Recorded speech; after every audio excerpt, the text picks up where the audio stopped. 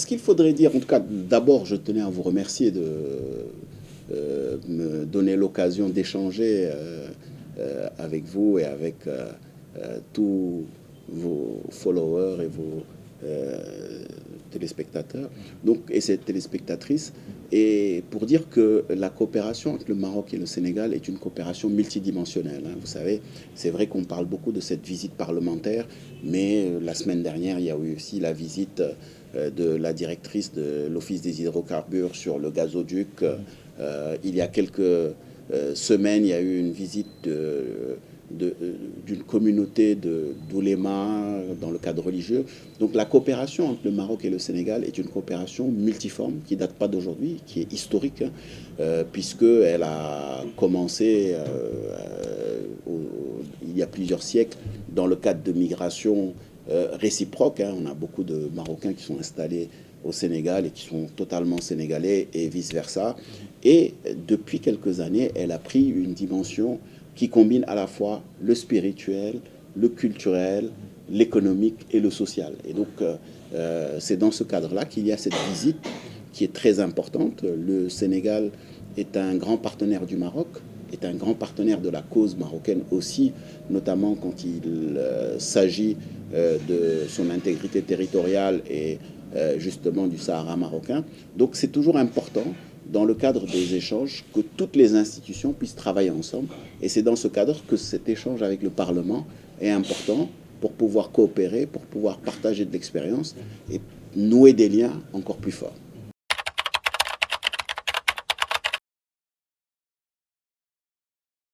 Ben, en fait, il est clair qu'aujourd'hui, je travaille beaucoup, je suis un acteur assez important de la diplomatie marocaine en Afrique. Et aussi, j'ai beaucoup œuvré dans la dynamique de développement économique du Maroc sur le continent. Et c'est quelque chose que j'exerce depuis une vingtaine ou même une trentaine d'années. Et il se trouve aussi que je fais partie des différentes délégations marocaines aux conférences internationales où je porte souvent la voix du Maroc. Donc c'est ce qui fait qu'effectivement, certains disent que j'ai plus la casquette marocaine. Mais dans toutes ces rencontres internationales, je représente très souvent le Maroc. Mais comme je le dis, et j'ai tendance à le dire, et pour paraphraser nos deux chefs d'État, le plus sénégalais des Marocains ou le plus marocain des Sénégalais, en fait, il n'y a pas de choix. Je suis sur les deux des deux côtés, sur les deux ponts, mais totalement ancré au Sénégal. Mais bien sûr, j'exerce mes activités professionnelles au Maroc et sur le continent africain. Donc c'est un mix des deux et j'ai tendance à le dire, je suis utile pour les deux pays.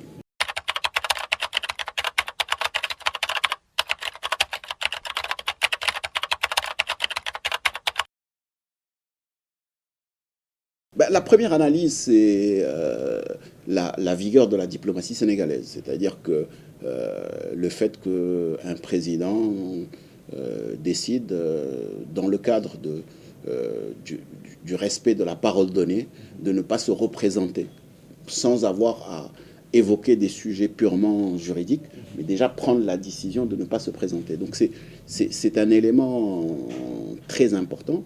Ça montre la dimension de l'homme qui a vu quel était le plus grand intérêt pour le Sénégal et qui met le Sénégal au-dessus de l'homme. Ça, c'est très important et c'est quelque chose que je salue et j'ai tendance à le dire. Le Sénégal transcende toutes nos personnes et il faut que tout le monde le sache. Donc ça, c'est important. Et le deuxième fait, le fait que chaque Sénégalais qui pense pouvoir apporter quelque chose ait cette possibilité de se présenter. Ça aussi, c'est une vigueur. Donc le fait qu'il y ait autant de candidats.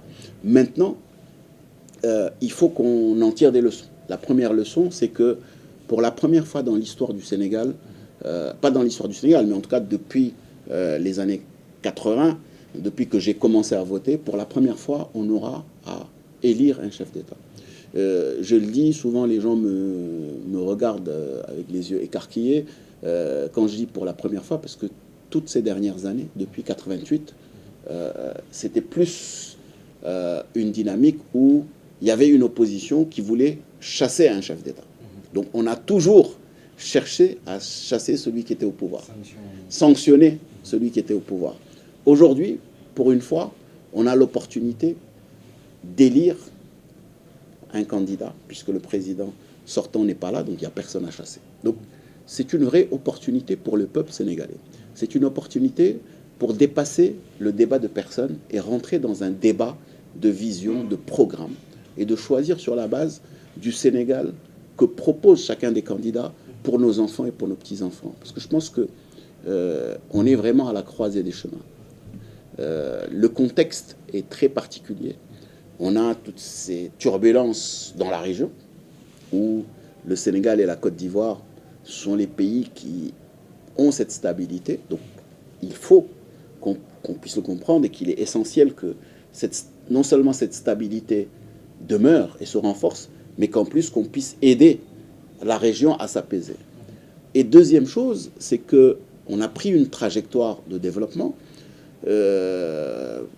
qui est enclenchée, même si bon, il y a encore beaucoup de choses à faire, avec un tournant de l'arrivée de la production du gaz et du pétrole. Donc ça crée beaucoup d'enjeux et beaucoup de convoitises. Donc il faut qu'on puisse profiter de ce moment pour vraiment enclencher l'accélérateur, pour arriver à transformer ce pays, à vraiment transformer de manière définitive, pour créer le cadre qui va faire que cette jeunesse, parce que c'est une jeunesse qui est très importante, plus de 50% de la population, puisse voir un avenir et reprendre espoir dans ce Sénégal. Et donc aujourd'hui, c'est essentiel qu'on repose le débat sur les programmes, sur les visions, pour ensemble construire ce Sénégal que nous voulons pour nos enfants et pour nos petits-enfants. C'est essentiel.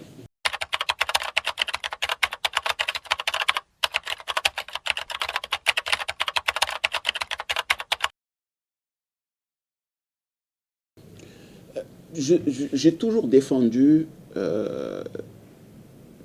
la République. Je suis un républicain pur et dur. Je suis quelqu'un qui suis très attaché aux institutions. Quand je dis je suis très attaché aux institutions, c'est que je crois en la séparation des pouvoirs. L'exécutif, la justice et le législatif. Et il faut justement qu'on ait confiance en notre justice. Qu'on ait confiance en notre justice, ça c'est le premier élément, en se disant que tous ces sujets vont être évacués et résolus dans le sens où la justice tranchera d'ici la fin. Maintenant, je ne suis pas juge, donc je n'ai pas de mot à dire sur le fond du sujet. Mais en tout cas, il est important qu'on puisse aller jusqu'au bout des procédures pour que le droit soit lu dans le cadre de la justice. Maintenant, il faut qu'on en tire des leçons. Tirer des leçons, c'est de dire il faut qu'on mette en place tous les éléments qui permettent d'assurer cette séparation des pouvoirs et ne plus avoir de doute sur des éventuelles collusions entre l'exécutif et le judiciaire. Aujourd'hui, la problématique qui fait qu'il y a autant de bruit sur le sujet, c'est qu'il y a certains qui pensent qu'il y a collusion. Moi, je n'ai pas d'avis sur le sujet puisque je considère plutôt que nous avons une justice qui est souveraine. Mais le fait que, effectivement, on ait, par exemple, récemment, la décision du chef de l'État de changer les personnes à la tête de la Sénat, ça peut être une décision objective, hein. Mais dès lors qu'on n'a pas de séparation des pouvoirs, ça peut créer un ressenti qui est totalement différent. Donc il faut que à l'avenir, on puisse traiter ce sujet de manière définitive et que dans le cadre de la réforme des institutions, qu'on puisse assurer cette séparation des pouvoirs pour qu'à l'avenir, on n'ait plus de doute sur l'éventuelle sincérité des actes judiciaires.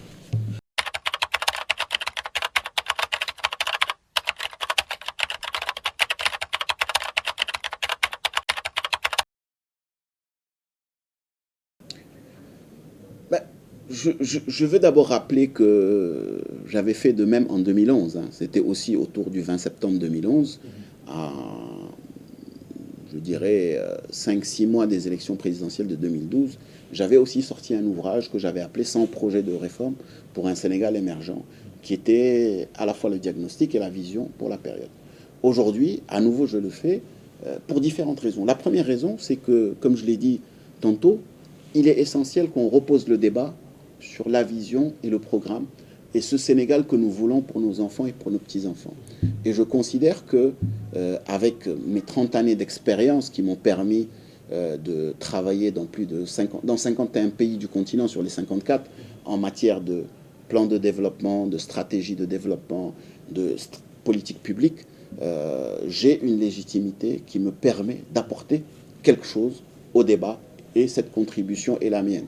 Donc c'est ma vision sur la base de cette expertise et je dis toujours, c'est une expertise pragmatique et de terrain, pratique, c'est pas de la théorie. Donc à partir de là, dire qu'est-ce que je propose pour ce Sénégal, qu'est-ce que je mets sur la table, et ainsi pousser les différents acteurs qui veulent briguer justement la présidence de la République, de proposer aussi quelque chose. Parce que, je le rappelle, c'est pas un Messie qui va développer le Sénégal.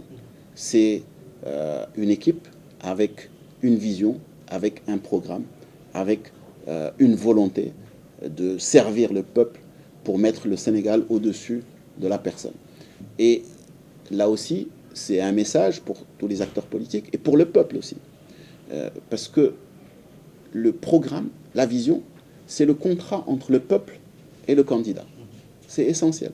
C'est-à-dire que si on veut que demain, ce candidat puisse être comptable de quelque chose, qu'on puisse avoir régulièrement une évaluation de ce que ce candidat a réalisé ou ce candidat élu a réalisé, il faut qu'à la base, on ait un contrat social qui est ce programme, cette vision. Et donc, c'est pousser les différents candidats à avoir ce contrat, cette vision. Et oui, septembre, c'est une période assez favorable pour cela et pour donner le temps aux uns et aux autres. Et je suis heureux de voir que ça fait des émules et qu'il y a différents ouvrages qui commencent à sortir et que les gens parlent de plus en plus de programmes. Donc voilà un peu le contexte qui justifie pourquoi je pose ce programme sur la table à travers cet ouvrage.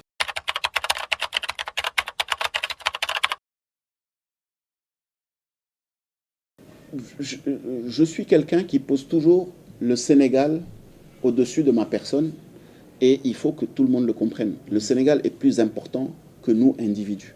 Donc, il ne s'agit pas d'avoir cet ego de dire je suis candidat. Non, il s'agit d'échanger sur un programme, sur une vision et de voir quelle est la meilleure personne pour la porter. Je veux dire, il y a beaucoup de personnes au Sénégal qui ont la capacité de diriger ce pays. Mais la question, c'est qu'est-ce qu'ils proposent, quel programme. Donc moi, c'est ma contribution.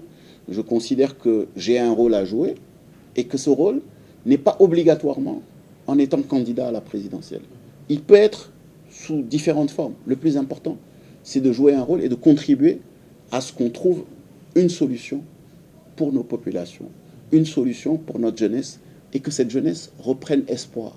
Parce qu'on est dans un cadre où c'est terrible de voir que la jeunesse qui constitue l'avenir de notre pays commence à perdre espoir. Il faut qu'on trouve des solutions pour redonner espoir à cette jeunesse. Et donc c'est ça le sujet. Donc aujourd'hui, oui, il y a des gens qui sont sur le terrain, qui depuis quelques années briguent cette magistrature suprême. Il faut peut-être pour le moment les aider et l'avenir nous dira ce qui se passera. Mais en tout cas, pour le moment, c'est d'abord une contribution, mais une contribution active avec un véritable engagement de contribuer à ce développement du Sénégal à travers une action terrain qui est en cours.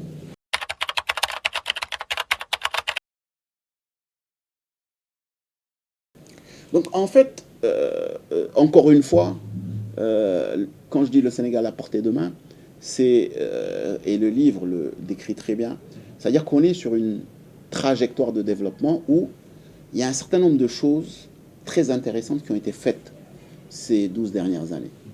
Il y a des choses sur lesquelles on n'a pas réussi, mais quand même un socle assez intéressant. Et ce socle intéressant, ajouté à l'environnement qui devient très favorable sur le continent africain, et les atouts dont dispose le Sénégal, de l'eau pour l'agriculture, une jeunesse très vigoureuse, plus le pétrole et le gaz, plus la stabilité, ça veut dire que, quand je dis à portée de main, c'est que le développement est à portée de main. Et il faut que, justement, sur le continent africain, pour que l'Afrique aille de l'avant, tout le monde sait que je suis un panafricain et très pragmatique, mais aussi très optimiste sur le continent africain, il faut qu'un certain nombre de lions du continent sortent de leur tanière. Le lion, ce n'est pas Abdou Diop qui sort de sa tanière, c'est le Sénégal comme lion du continent qui doit sortir de sa tanière. Et ça rejoint les grandes analyses que nous avions faites au début des années 2000 sur le développement de l'Afrique, où on disait que l'Afrique se développerait si les lions du continent sortaient de leur tanière. Il y a certains qui sont sortis de leur tanière. Un pays comme le Maroc est sorti de la tanière et aujourd'hui constitue une puissance très intéressante sur une trajectoire de développement qui est irréversible. Aujourd'hui, il faut qu'un pays comme le Sénégal soit aussi parmi ces lions qui sortent de leur tanière.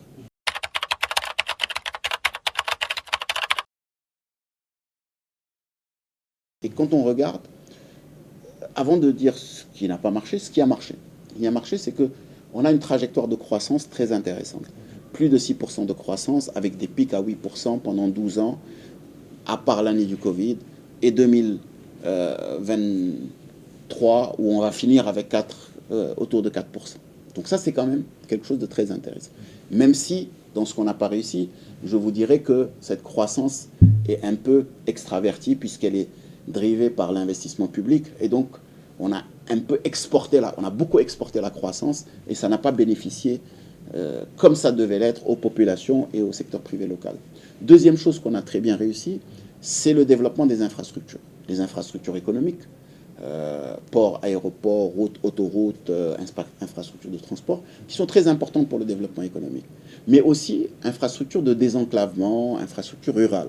Je le dis, hein, moi je vais régulièrement dans ma famille paternelle à Guinguinéo où je fais des activités très fréquentes, où je vais aussi dans le Fouta du côté de ma famille maternelle. Et quand je vois ce qui a été fait dans le pont de Ganguel-Souley qui me permet d'aller chez mes cousins de Ganguel ou sur le pont de Foundiougne pour aller au Saloum, il y a eu beaucoup de choses dans le monde rural, ce que auparavant on négligeait. Donc ça c'est très intéressant. Dans l'énergie, on a fait beaucoup de choses. Hein. On est passé de 500 MW à 1500 MW avec une énergie qui maintenant devient disponible pour le développement industriel. Donc c'est très intéressant. Avec aussi la transition vers le renouvelable. Sur le plan social, il y a eu des avancées, la mise en place de la CMU, la mise en place aussi des bourses de solidarité, quelques programmes de logements sociaux. Et bien sûr, derrière, également beaucoup de fonds publics qui ont été mis sur l'éducation, sur la santé. Donc il y a eu des choses fondamentales. Et dès qu'on parle d'infrastructure, de rétablir les fondamentaux des finances publiques, etc., ça permet de prendre une trajectoire sur laquelle on peut consolider. Maintenant, ce qui peut-être aurait pu mieux faire. D'abord, les choix infrastructurels. Parce que sur les choix infrastructurels, on aurait pu mieux faire. On a fait le choix du TER. Le TER, pour des distances, en tout cas pour le moment, aussi courtes, n'est pas le plus pertinent. Un tramway aurait été peut-être plus pertinent et en termes d'efficacité et en termes de coût aurait été peut-être moins élevé. Les infrastructures sportives, c'est très bien qu'on les ait développées, mais on aurait pu faire des choix différents en termes de positionnement. Parce que là, on a un peu dénaturé la nouvelle ville de Diamniadio avec l'autoroute au milieu, les stades sur les côtés. Demain, on va regretter ce choix et on va devoir faire des autoroutes de contournement parce qu'il faut de la fluidité dans le transport. Sur l'éducation, on a fait le choix d'investir beaucoup d'argent dans l'enseignement supérieur. Or, aujourd'hui, pour un pays comme le Sénégal, où on a quand même beaucoup d'analphabétisme, beaucoup de personnes qui sortent de l'école au CM2, en troisième, etc., il aurait fallu beaucoup investir sur l'enseignement professionnel, la formation professionnelle, à des niveaux plus je dirais que le supérieur. Parce que le supérieur, aujourd'hui, c'est devenu une usine à chômeurs. On aurait pu mieux adapter l'enseignement à nos stratégies de développement, focuser sur l'agriculture, focuser sur l'agro-industrie, avoir aussi des qualifications pour ceux qui n'ont pas été à l'école, de l'apprentissage. Parce qu'aujourd'hui, on le voit, hein, aujourd'hui, quand vous regardez, il y a un besoin énorme de personnel dans le tourisme, mais les gens ne sont pas formés pour cela. Et pourtant, il y a une demande. Donc il y a des choix qui n'ont pas été pertinents. Toujours sur l'éducation, sur le numérique, on a mis de l'argent pour équiper les universités, les enseignants, les étudiants du supérieur d'ordinateurs, etc. Moi, j'aurais inversé. J'aurais commencé par le plus petit âge. C'est ces gens-là qu'il faut faire rentrer dans l'ère numérique tout de suite. Ceux qui sont à l'université, ça y est, c'est parti, c'est passé. Tout l'argent aurait pu être mis sur le primaire, sur le numérique dans le primaire, qui est beaucoup plus pertinent aujourd'hui. Encore sur l'éducation, le fait de vouloir absolument investir dans certaines zones enclavées, dans des classes, dans des écoles, on aurait pu être plus innovant, utiliser des classes scolaires mobiles, équiper des autobus ou des camions de classes scolaires qui seraient mobiles pour désenclaver le monde rural. Pareil pour les questions de maternité. On aurait pu équiper, dans la santé, équiper des cliniques, des maternités mobiles qui feraient le tour de certains villages et on permettrait d'avoir plus d'accès. Lorsqu'on parle de logement social, on a fait des programmes, mais il aurait fallu aussi travailler sur l'accès au crédit, travailler sur la fiscalité, travailler aussi sur les règles qu'on impose pour que ceux qui ont déjà un logement ne puissent pas acquérir dans ces logements économiques. Donc il y a un certain nombre de choix. Après, sur la trajectoire de développement, on doit inverser la tendance pour que la croissance soit une croissance qui soit plus drivée par l'investissement privé. Pour cela, il faut favoriser l'implication dans le privé, dans les infrastructures, le stade, l'aéroport, un certain nombre de choses. On aurait pu plus impliquer le privé. Il faut pousser l'initiative privée, aider certaines entreprises à devenir des champions nationaux, les pousser pour que justement la croissance soit plus orientée vers le privé et donc créer beaucoup plus d'emplois. Donc il y a un certain nombre de choses sur lesquelles on a pêché en termes d'action.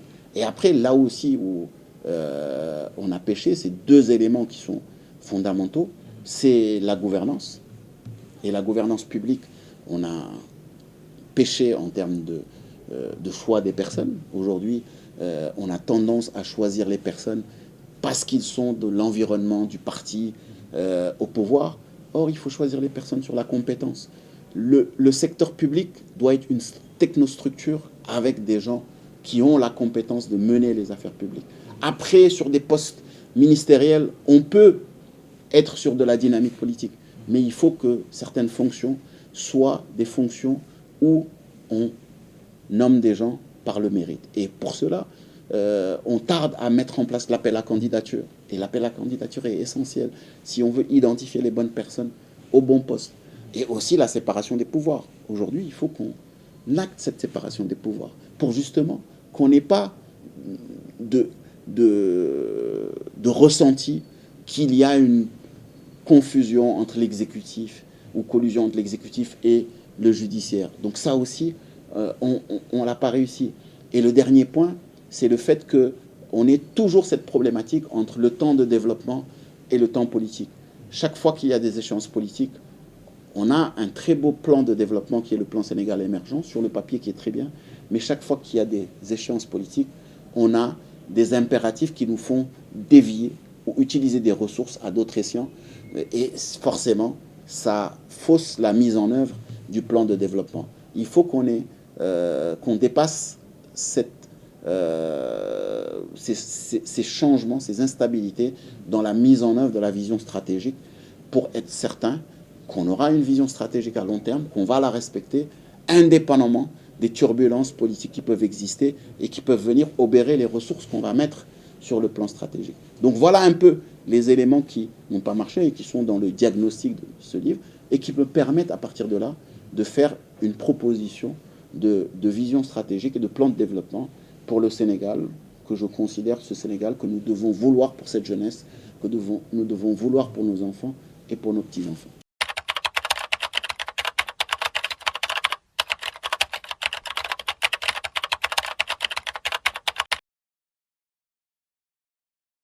Est-ce que le pays présente toutes les garanties nécessaires? En tout cas, le pays dispose des ressources humaines à même de gérer. Maintenant, la question, c'est quelle vision stratégique on aura pour gérer ces ressources et quelles sont les personnes qui vont piloter la gestion de ces ressources et quelle gouvernance on va mettre autour.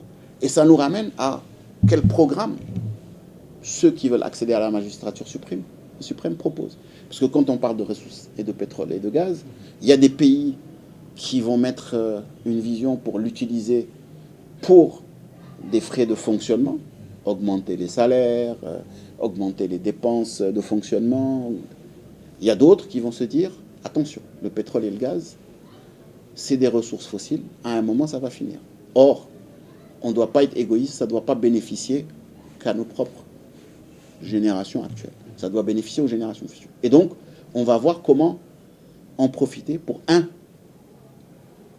construire ce développement du Sénégal de manière définitive. C'est-à-dire investir dans le développement industriel, dans le développement économique en général, dans le développement des infrastructures, dans le développement d'énergie renouvelable, dans le développement d'industries complémentaires. Par exemple, dire qu'avec le gaz, on va, avec notre phosphate, être une économie qui va être fortement productrice d'engrais.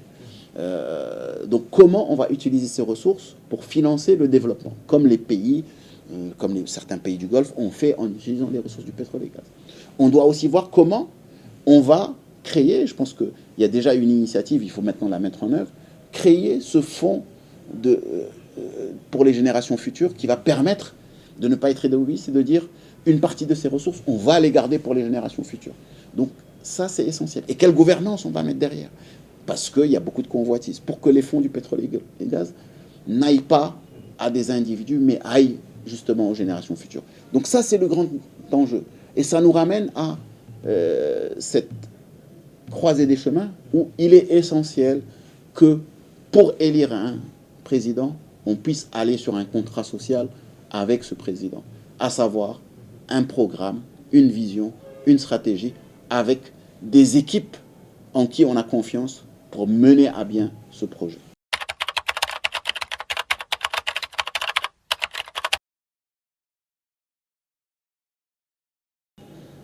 Le Sénégal a été toujours très dynamique dans l'attraction des investissements étrangers. Parce qu'un élément fondamental, nous présentons, c'est notre stabilité politique. Ça, on a beau avoir des soubresauts périodiques qui sont des soubresauts propres à toutes les grandes démocraties, parce que ça veut dire qu'on a la possibilité de s'exprimer. Donc cette stabilité politique et que la décision du président Macky Sall de ne pas se présenter permet aussi de renforcer est quelque chose qui est essentiel. Et en plus, on a mis en place un certain nombre de mécanismes pour pouvoir justement répondre aux exigences d'acteurs internationaux qui cherchent à aller dans certains pays. Et en plus, on est dans un environnement sous-régional qui nous permet d'accéder à un marché vaste. Donc, il y a des conditions qui sont favorables. Maintenant, il faut qu'on puisse justement mettre en place la bonne gouvernance qui rassure, mettre en place les bonnes personnes qui rassurent, parce que chaque fois qu'on va vers des élections, il y a forcément des craintes, des interrogations, et c'est là où on devra faire preuve de beaucoup de dépassement personnel. Il faut que les égos se mettent de côté pour que chacun se dise personne, en tant qu'individu, n'a la solution à lui tout seul de développer le Sénégal. Se dire comment faire pour mettre en place la meilleure équipe à même, justement, de prendre de manière définitive cette trajectoire de développement.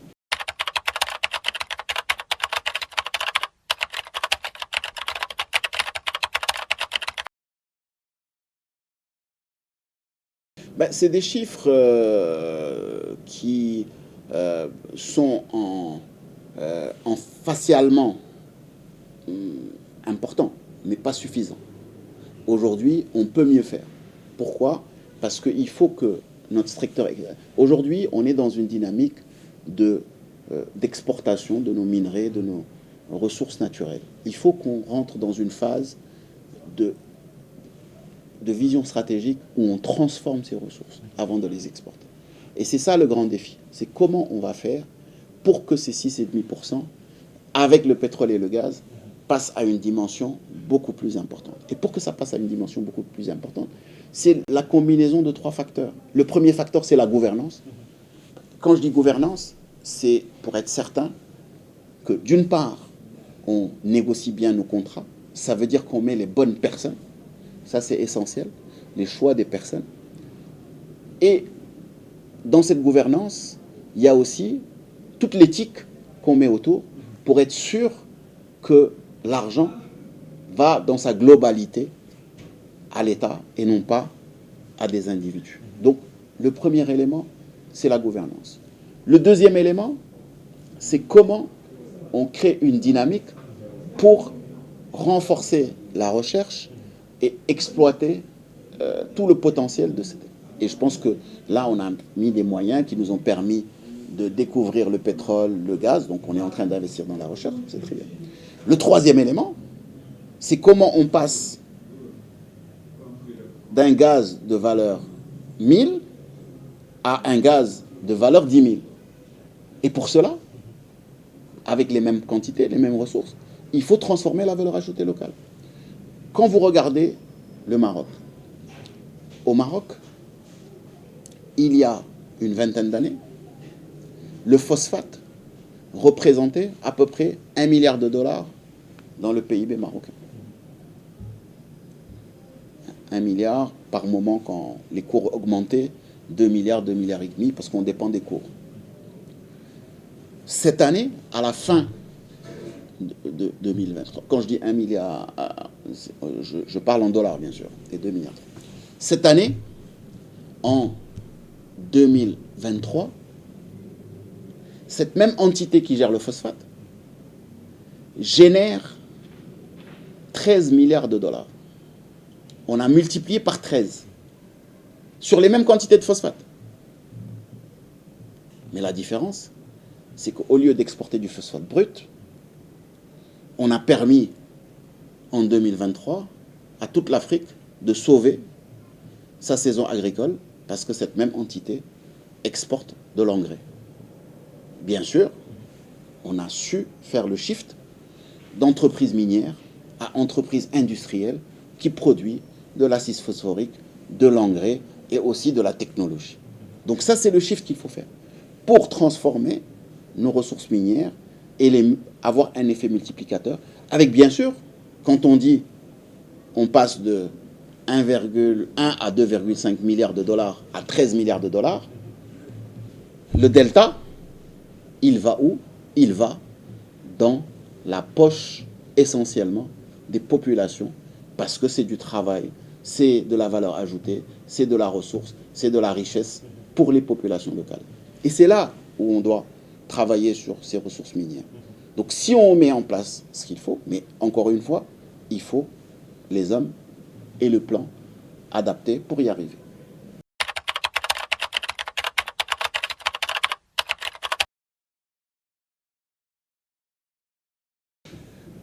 La diaspora a un rôle très important à jouer. Parce que le Sénégal a la chance d'avoir une diaspora importante et une diaspora très travailleuse. Partout dans le monde, on le voit. Aujourd'hui, je suis au Maroc, il y a d'autres qui sont ailleurs et qui sont au cœur du développement de ces pays. Il y a d'autres qui sont dans le quotidien en train de travailler dans la construction, de travailler dans l'agriculture. Donc la diaspora peut apporter à différents niveaux. Un premier niveau, qui est un peu ce que je fais, c'est apporter de l'expertise. Parce qu'il y a de l'expertise, et la diaspora peut apporter sa contribution. Et il y a beaucoup de Sénégalais à travers la diaspora qui peuvent le faire. Deuxième niveau, Aujourd'hui, la diaspora apporte une contribution financière, comme filet social. Maintenant, il faut voir comment transformer ces ressources de la diaspora de filet social à action de développement. C'est-à-dire comment on capte le milliard qui est envoyé pour servir à donner de la subsistance en milliards mis dans l'économie pour créer des emplois qui va faire que cette personne qui est envoyée chaque jour chez lui pour vivre au quotidien va investir dans quelque chose qui va générer des emplois, qui va faire que son frère chômeur va prendre le relais et avoir des moyens de subsistance pour gérer sa famille, et lui va avoir des revenus parce que son investissement va produire. Donc c'est ça l'effet multiplicateur. Mais il faut qu'on mette en place les bonnes dynamiques. D'abord qu'on gagne la confiance, ça veut dire les bonnes personnes, ça nous ramène toujours aux bonnes personnes et à la bonne gouvernance, qu'on gagne la confiance, et qu'on mette des instruments. Aujourd'hui, le Sénégal est en train d'aller tout azimut sur les marchés financiers pour émettre des bons du Trésor ou d'autres titres de trésorerie pour avoir de l'argent frais pour assurer les salaires, assurer un certain nombre de choses. Il y a des pays qui ont mis en place des systèmes, avec notamment des diaspora bonds, qui permet, au lieu d'aller sur les marchés financiers, d'aller lever des fonds de l'épargne de la diaspora pour pouvoir l'utiliser. Maintenant, il faut, pour convaincre cette personne de la diaspora à mettre son argent, il faut qu'il ait confiance. Il faut restaurer la confiance, mettre en place les bonnes personnes et la bonne gouvernance qui fait que, ben oui, demain, on peut créer un fonds de 100 milliards ou 200 milliards ou 300 milliards en faisant appel à la diaspora qui permettrait de vraiment contribuer au développement industriel, économique, touristique, des services au Sénégal. Mais il faut qu'on puisse, ça nous ramène encore une fois à ce socle qui est la bonne gouvernance, les bonnes personnes pour avoir la confiance.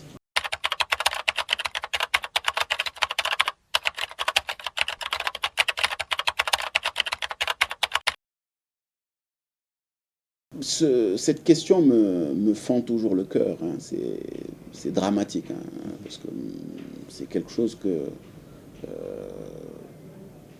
malheureusement je vis au quotidien, parce que je vis au Maroc. Je suis très impliqué dans la communauté sénégalaise au Maroc. Donc il m'arrive d'être appelé pour des reconnaissances de corps au large de l'Atlantique, parce que on veut savoir si c'est des Sénégalais, etc. C'est très dramatique. Et ça traduit quand même une certaine défaillance des politiques publiques. Au moment où le monde entier lorgne l'Afrique, tout le monde veut venir trouver sa voie en Afrique, les jeunes Africains partent. Et j'ai fait l'exercice récemment pour suivre les gens qui partaient au Nicaragua dans l'avion, parce qu'ils passent par le Maroc, ensuite l'Espagne, ensuite la Colombie ou le Nicaragua, et ensuite ils sortent. Donc, dans un de mes voyages, j'ai dit, bon, je vais les suivre pour échanger avec eux. Et j'ai échangé avec eux. Et ce qui fend le cœur, encore plus, c'est que les gens partent parce qu'ils considèrent qu'ils n'ont plus d'espoir. Et ce manque d'espoir, il faut qu'on le rétablisse.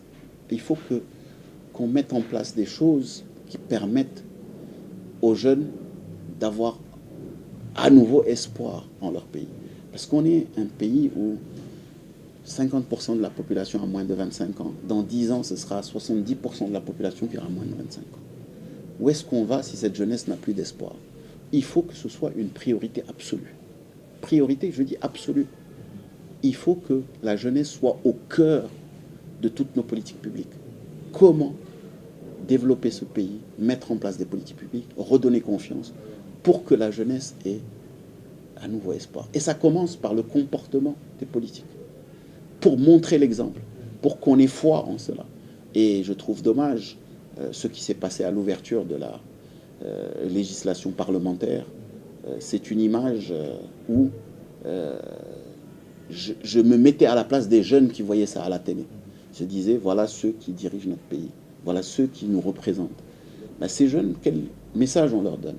Quel espoir on leur donne? Donc il faut commencer par travailler, parce que le développement prend du temps, mais commencer par montrer qu'on est sur la bonne voie en choisissant la bonne personne, en donnant sa chance à tout le monde, en mettant en place des exemples d'actions de bonne gouvernance qui vont permettre aux gens de dire « Ah tiens, mon Sénégal est en train de changer. Ce Sénégal que je veux est en train de se construire. » Et c'est une responsabilité qui n'est pas seulement des politiques, qui est aussi de ceux qui vont voter pour ces politiques.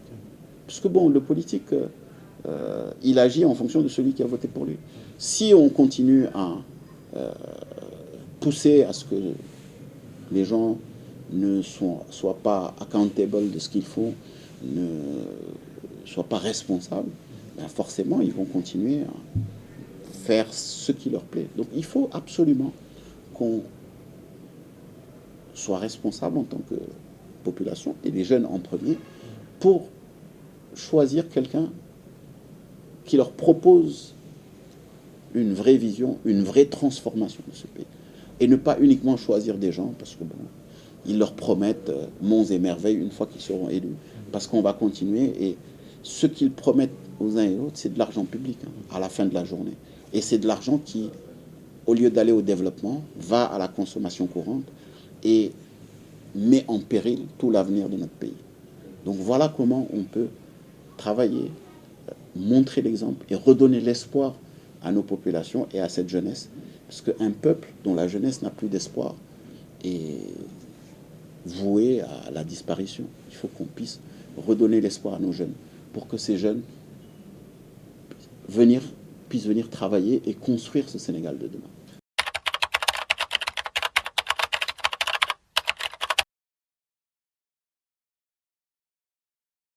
Ben, le dernier mot, ce sera deux derniers mots. Le premier, pour tous ceux qui briguent la magistrature suprême, il faut que chacun comprenne que le poste de président de la République, c'est quelque chose de très sérieux. Et c'est l'avenir de 17 millions de Sénégalais qui est entre les mains d'un certain nombre de personnes. Ce n'est pas leur avenir personnel, c'est l'avenir de 17 millions de Sénégalais. Donc il faut que chacun d'entre eux fasse une introspection et remette le Sénégal au-dessus de leur personne.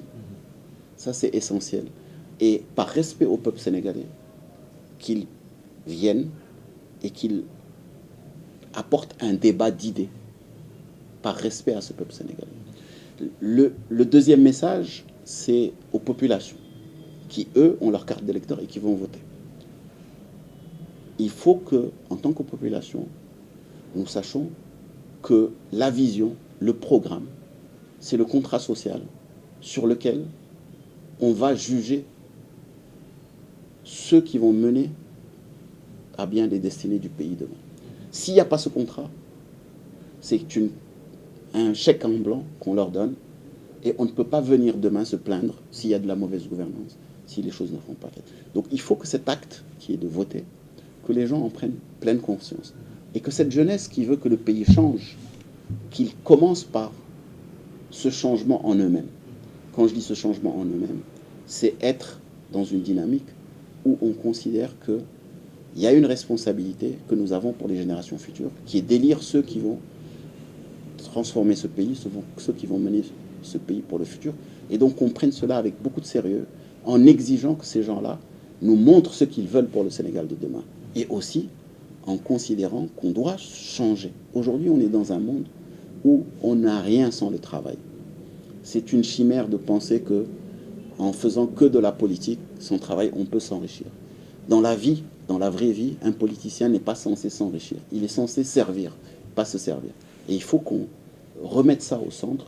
Et c'est le rôle aussi des populations de dire non, on ne veut plus cette manière de faire, on veut changer les choses. Merci, M. Abdou Souleye Diop, pour cette entrevue que vous avez accordée. Merci à vous et j'espère que, en tout cas, cette croisée des chemins, à portée de main, dans quelques années, on dira que le lion est effectivement sorti de sa tanière parce qu'on aura fait les bons choix. On l'espère. Merci beaucoup. Merci à vous.